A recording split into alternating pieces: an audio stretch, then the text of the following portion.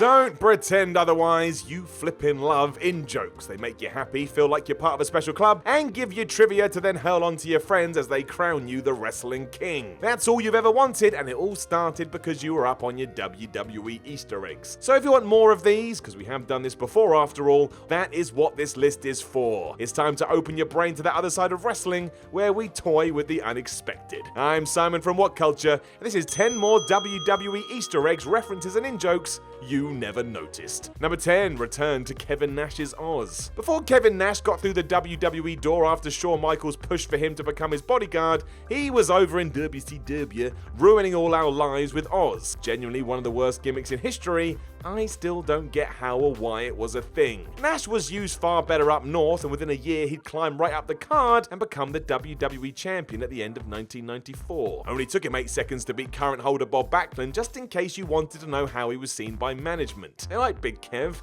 a lot. This led to the now Diesel appearing on Jerry the King Lawler's King Court to commemorate this win on the Boxing Day episode of Raw. As ever, this was just one big ruse, as Lawler spent the whole segment insulting the new champ while Shawn Michaels, who at this point had split from his tall bodyguard, cracked up on commentary. He thought it was hilarious. After throwing Lawler from the ring, Diesel put his crown on his own head, to which Michaels quipped, "He looks like the Cowardly Lion when he faces the Heartbreak Kid. I'm gonna send him back to Oz." There is no way that wasn't a deliberate reference to Nash's past, and one that probably cracked up anybody listening backstage. It was the same with the few fans that got it, but I would guess Kevin wasn't best pleased when he found out. Number 9, a double turn. At June 2013's Payback pay-per-view, WWE managed to pull off that wrestling rarity, the always tricky double turn. Alberto Del Rio's babyface run came to an end as he faced Dolph Ziggler and booted him right in the head, even though Ziggler was suffering with concussion issues. It left enough sympathy for Dolph to become the good guy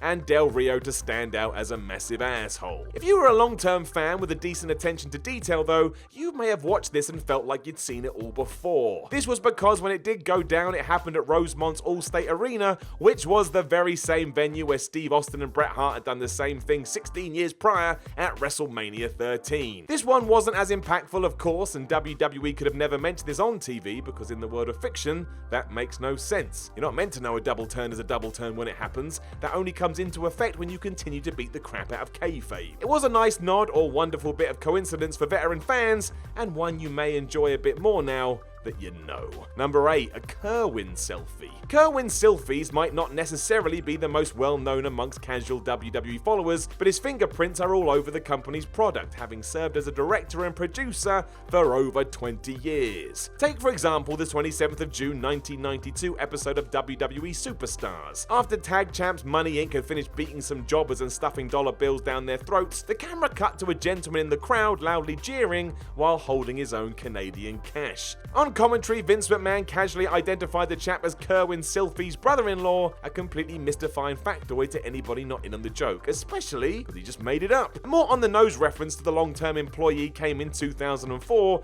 when Chavo Guerrero was dismally repackaged as the offensive KERWIN White. I'm sure the gimmick did not reflect his namesake's own values, but still, that is where it came from. KERWIN can also be found making a little cameo in the production area of WWF WrestleMania the arcade game, meaning he's appeared in more WWE video games than Marty Jannetty, and that is a fact. Number 7, El Generico. According to one Sami Zayn, and he would know, after a decade of kicking ass in wrestling, the man known as El Generico retired his mask to go back to his native Tijuana to help run an orphanage. Good dude. Despite trading all this in for a quiet life, Generico still found himself involved in one last scrap, tragically turning up dead in a ditch at the hands of the Mexican cartel. Shortly after he arrived in NXT, Zayn paid a fitting tribute to his apparent trainer, as the logo on his Titantron video was almost a dead ringer for the design we'd seen on the mask of one El Generico. If you'd never even heard of this relationship, you wouldn't have cared either way, but if you did, it was a nice pat on the back for all of your wrestling watching. It is important to say that any rumors the two men are one and the same are outright lies, and that legal action may be taken on those who claim otherwise. There's no evidence for that, so let's just allow the dead to rest in peace. Number 6, the Dookie. Pay-per-view was quite the interesting beast back in the 80s, as companies experimented with what they could and couldn't get away with, someone had the idea of putting WWE movie No Holds Barred on the service in December 1989. As we know, that film is awful at best, but viewers were treated to an extra piece of joy when they got to see a clip segment from a wrestling challenge taping pitting Hulk Hogan and Brutus Beefcake in a steel cage against Randy Savage and the Hulkster's movie nemesis Zeus. It was like all the best worlds coming together. If you'd rather just have a taste of this rather than sit through the whole thing, all you need to do is turn to the premiere episode of SmackDown. After being chased out of the arena by an irate Ken Shamrock, Howard Finkel, who was currently serving as Chris Jericho's lackey, was collared by the world's most dangerous man who was not in a great mood. Obviously, because no debut show would be complete without it, Finkel out of pure fear crapped his pants. All of this was a cheeky reference to a similar scene in No Holds Barred in which Hogan, after threatening some idiot to the point they in two unloaded their bowels, just yelled out, "Dookie?" Yep.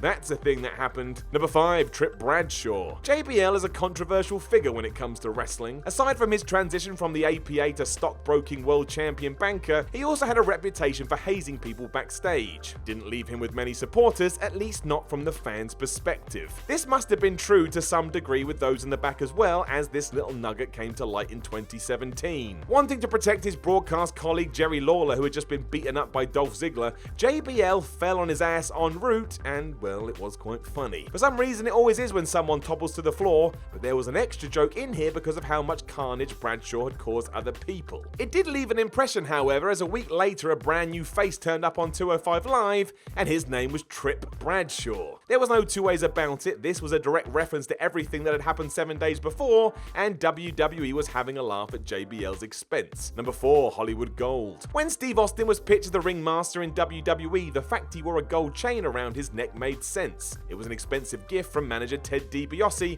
and a way to show that the apple hadn't fallen far from the tree. When he was reborn as the Texas Rattlesnake in '96 though, well, it wasn't quite as sensical. There was a very good reason that Austin kept this on, however, and it's actually a very deep and personal one that will probably hit you right in the gut. As explained in his book The Stone Cold Truth, the necklace was a gift from Brian Pillman during their Hollywood Blondes run. Pillman had been insistent that they should wear matching chains and even went out of his way to buy one for Austin. Given that Pillman would tragically pass away in 1997, this piece of jewelry obviously took on extra significance. This is why he kept it, and in his own words, it always meant that Brian was with him even when he was out in the ring doing his thing. Number 3, the Nasty Titan. Paul White's signing for the WWE from WCW in 1999 was a big deal. Not only was it another sign that all the momentum had gone in their favor, but the Giant, as he was then known, was earmarked as the next big thing in wrestling. The first point of business was to sort out a name, however, especially because World Championship Wrestling had been pretending that he was the son of one Andre the Giant. WWE was never going to go with that idea. There were rumors at the time that the name Titan had been penciled in, and there must have been some weight to that because on an episode of Nitro, Eric Bischoff worked in the phrase, "The Titanic has sunk." McMahon was never going to let that slide, so a brand new idea was come up with when at the St. Valentine's Day Massacre, White debuted as The Big Show. Now, as you may know, this makes no sense as a name and gets more confusing the more you think about it. The hell is a Big Show? It works now because we're used to it, but it was baffling 20 years ago. The reason behind this, or so they say, is because the initials spell out TBS, which, yes, was the Nitro carrying television network also known as Turner Broadcasting System. You may have to take that one with a pinch of salt, but if true, McMahon was clearly obsessed with letting everybody know there was only one Big Show in town, and it was his. Number 2, an eye for The Undertaker. At Judgment Day 2000, The Undertaker returned to TV screens the world over, and yet something was different. Instead of being a dead man, he was now an American badass who rode motorbikes, more a bandana. It was quite the shock for anyone like me who was used to seeing a pseudo-zombie stalk his opponents around the ring. It was a huge deal though, as Taker had been out of the WWE for some time and this was his big comeback, interrupting the Rock Triple H Iron Man match just as the buzzer was going to hit 0. Calling it a surprise would be a little too much as plenty of vignettes had aired leading up to the pay-per-view, and man were they weird. Featured 3 sisters creepily reciting nursery rhymes, and the general consensus was surely this meant the Phenom was back. If you were eagle-eyed, however, WWE had left another clue to all of this in the show's advert. If you squint as hard as you possibly can, you will see a tiny logo hidden away in the pupil of Kane's eye. It was none other than Taker's symbol, and gave it away in the name of, well, I don't know. Lols, I guess. Number 1, John Screwed John. The 10th of September 2012 episode of Monday Night Raw from the Bell Center certainly was an eventful one. Not only did it mark Bret Hart's first appearance back in Montreal for the company since his crazy exit in the same location 15 years earlier, but it was also the night where Jerry Lawler collapsed at his desk, having suffered a near-fatal heart attack. The King's medical emergency and the plaudits Michael Cole drew for his professionalism during the situation entirely overshadowed the ongoing angle between CM Punk and John Cena. While most viewers were terrified what might happen to Lawler, they probably missed, or just weren't in the mood for, a tiny Easter egg ahead of the show's closing segment. Walking backstage before his Bret Hart confrontation with Punk, John Cena stopped to observe a staff member fixing a tablet with a screwdriver. In other words, 2012's Montreal screw job. With Bret in the building, WWE simply couldn't resist, and they really should have done.